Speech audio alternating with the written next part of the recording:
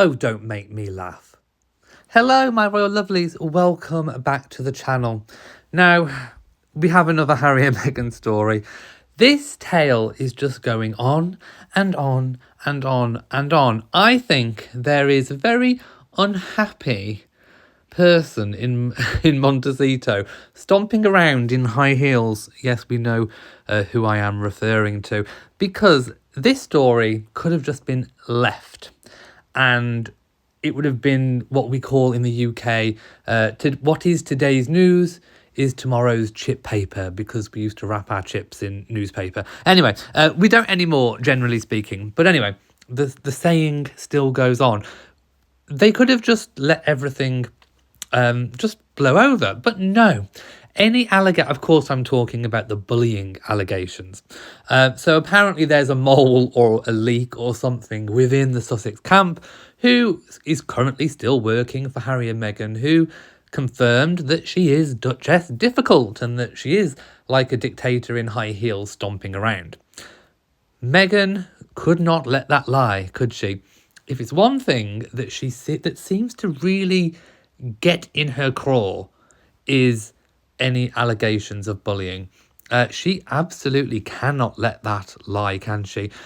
Which leads me to believe that the lady dost protest too much. If you go to such great lengths to try and counteract a story, it usually means that there's a little bit of truth in it, if not the entire truth, my loves. Wouldn't you agree? So yes, I think this is Meghan protesting a little bit too much, but actually revealing that it's probably wholly truthful.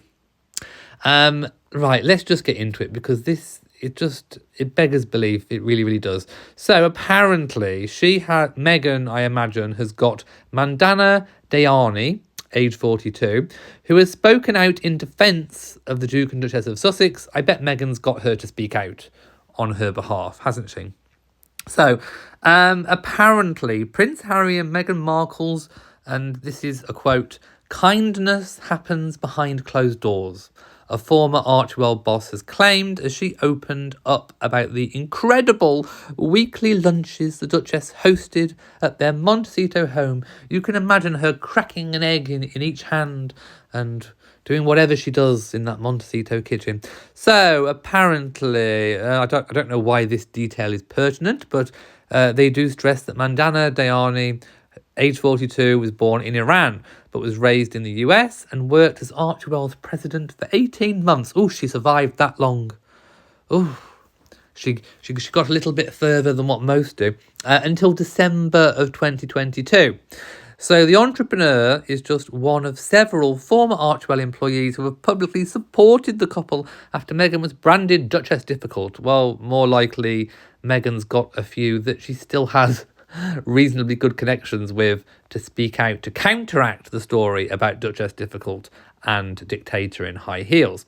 So, speaking to US Weekly, another favoured Harry and Meghan publication, Mandana, who made several appearances in the couple's Netflix docu-series, so she's another one that's an arse licker, that's got her head firmly wedged inside of Meghan's baggy clothes, explained how the kindness, mentorship and support she has received from the Duke and Duchess of Sussex happens quietly behind closed doors. Nothing happens quietly behind closed doors with Harry and Meghan. Who's she trying to kid? My goodness. Look, Harry and Meghan have only got to sneeze and they'd make some kind of announcement or some kind of leak to People magazine or Oprah or something, wouldn't they? Anything that they do is broadcast. Let's go back, for example, to that very ill-fated Remembrance Sunday. You remember the ones where they hired a photographer to follow them around a graveyard, a cemetery, as I think it's known in the US, wistfully walking around. Yes, we all remember that. Now, Harry, they could have done that privately and behind closed doors, but no, it had to be broadcast to the whole world, didn't it? So I'm not buying that, Diana. I think you're talking a complete load of bull. BS, other words, quietly behind closed doors. Don't make me laugh. Reflecting on some of her happiest times in the role, The mother of two said, "Some of my favourite memories were during our weekly meetings in their Montecito home, where Meghan always served the most incredible lunches, snacks, and her latest beautiful concoction." What, maybe she got an early tasting of the strawberry jam. Strawberry jam, buy it now. My strawberry jam, peeling labels, nobody will care. It's homemade, loving, made bare. Dive into my syrup, sticky fingers I'll lick. Take your wooden spoon, dip it and stir. Yes, my famous song, Strawberry Jam. It's on my album, Clutch My Pearls. Go check it out. So Mandana also said she will never forget watching the Duchess of Sussex sit on her kitchen floor, cold calling senators as she fed Lilibet, who was just 5 months old at the time. Oh my goodness. Let's dissect this, shall we? So she sat on her kitchen floor. Hasn't she got anywhere else better to sit? Cold calling senators. So she does have political ambitions then, or at least she's trying to pull strings. Maybe it was Meghan sat on her kitchen floor that called ITV to get Piers Morgan sacked. I think so. I reckon that's where she does all of her dastardly planning, on her kitchen floor. I think it's a terrible example to set for Lilibet. I still find that a bit of a mouthful to get my tongue around.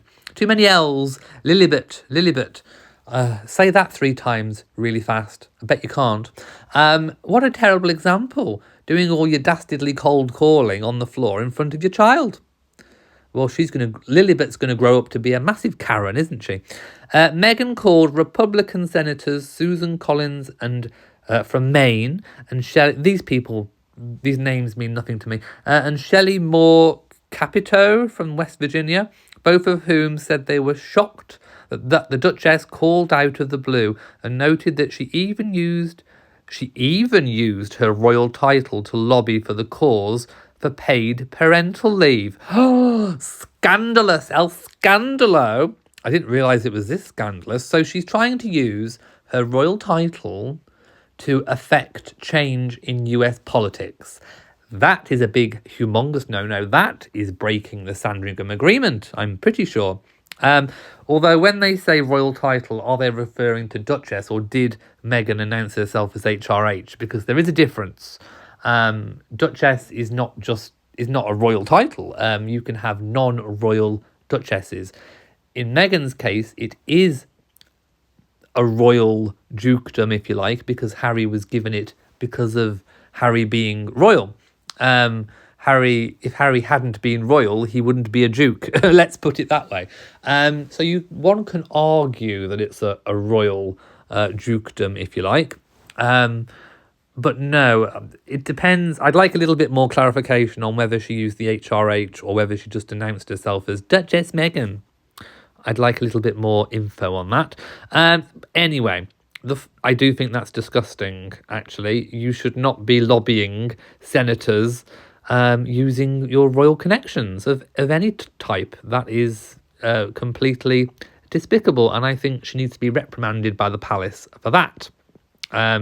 I think she should be sent a letter, or a very strongly worded, pretty much a cease and desist, I think, is in order there.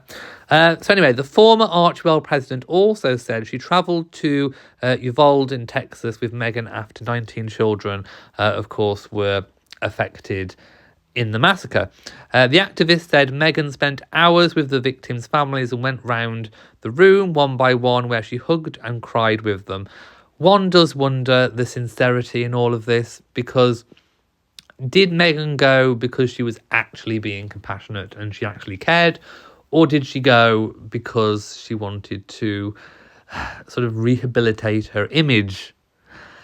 With Harry and Meghan, you never actually 100% know. And this is part of their problems at the moment. Their lack of sincerity, they are classed as being insincere, and that is very difficult for people to relate to and to like them. So she has a very fundamental issue here that I think is going to, well, from Harry and Meghan's perspective, I don't know how they could rehabilitate that issue. The activist said, I walked into their room and found Meghan finishing her own makeup. Well, you can tell she does her own makeup, can't you, my loves? And steaming her jumpsuit. She doesn't steam anything. This is made up. We've all seen Meghan's wrinkled baggy clothes. She hasn't, those clothes haven't seen a steamer ever. We all toasted with a sip of champagne while Meghan danced to her favourite oldies playlist. Oh, what songs do you think Meghan was dancing to? Maybe Money, Money, Money by ABBA. I Will Survive, Gloria Gaynor. What about... Ooh, what's that Tina Turner song? Private Dancer. Maybe Private... I'm your private dancer. A dancer for money, and any old title will do. Yes, I'm your private Megxie, a Megxie for money. I'll do what you want me to do. You can imagine her, can't you? Anyway, although Mandana didn't specify what the event was, Meghan wore a white jumpsuit to attend the Robert F. Kennedy Ripple of Hope Award Gala in New York in December of 22. Oh, it must have been the same old thing. The same month, Mandana resigned from her position. During her 18 months at Archewell, she said she was in awe at Prince Harry's humility. Oh, we're all in awe, aren't we? We're all in awe what the lack of humility is. My goodness, this is just a puff piece. It really is. How much smoke can they blow up Meghan's baggy old wrinkled jumpsuit? Don't know. Detailing how her paternal grandmother was a Kurdish mother of 7. Oh, I'm not bothered about that, my loves. What's more, the former Archewell president says she is still in touch with her former employees and spoke to the Duchess recently to plan a lunch catch-up. Ooh, girls on the lash. She added, these are kind, decent, caring people who I am proud to call my friends. I am motioning with my 2 fingers down my throat. Pass the vom bucket. Mandana popped up multiple times in their Netflix series and was credited as a friend at times. Blah, blah, blah. This is ridiculous. So basically, Meghan's trying to counteract all of these stories. And it's just not washing. It really, really is not. I'm not going to read any more of that hogwash piece. What I want to do next week is actually concentrate on things that are positive. I really am going on a bit of a lifestyle reset, and I want to prioritise happiness. And to be perfectly honest, talking about Harry and Meghan, it brings me no joy. It really doesn't. It just doesn't. So I think next week I'm going to prioritise happiness and maybe not talk about Harry and Meghan.